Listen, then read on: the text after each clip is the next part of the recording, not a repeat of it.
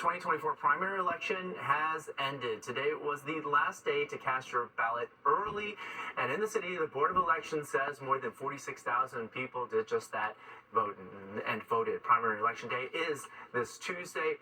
And the race for the White House takes a spotlight this week with the first presidential debate for this year's election. President Biden and former President Trump agreed to face off this Thursday in Atlanta, and there won't be another debate until September. Fox 5's Stephanie Bertini is here right now with more on what we can expect from this historic meeting of the two candidates. Stephanie. Arthur, the debate is just 4 days away, and it will be precedent-setting, not only for the upcoming election, but this is the earliest debate in a presidential election year in history.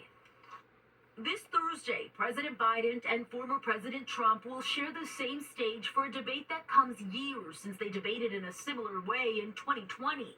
And most of you likely remember things got heated. A lot of people are going to watch.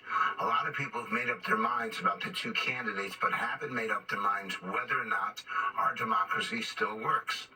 If we have another reaction like that first 2020 debate, where the two candidates just go at each other, at some point our system breaks.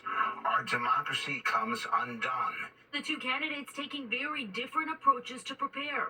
President Biden is locked down in debate prep at Camp David in Maryland, while former President Trump was out on the campaign trail over the weekend. Well, this is uncharted territory. This is the earliest debate in the history of a presidential election.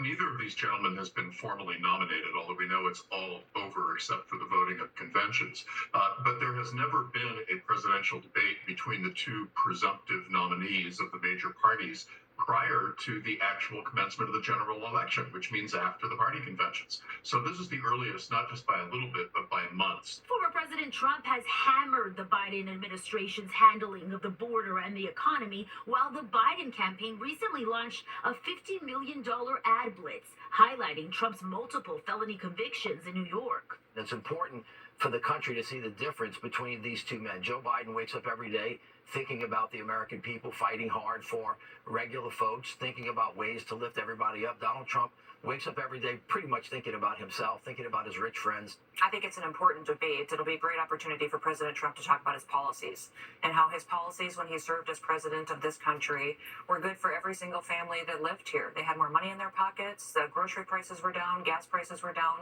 there was a lot more opportunity. There are some new rules this time around, agreed upon by both campaigns. Candidates' mics will be muted when it's not their turn to talk, and there will be no audience in attendance.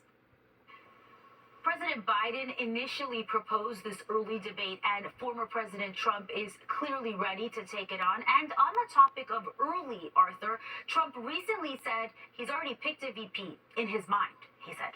Okay, thank you very much, Stephanie. Well, 15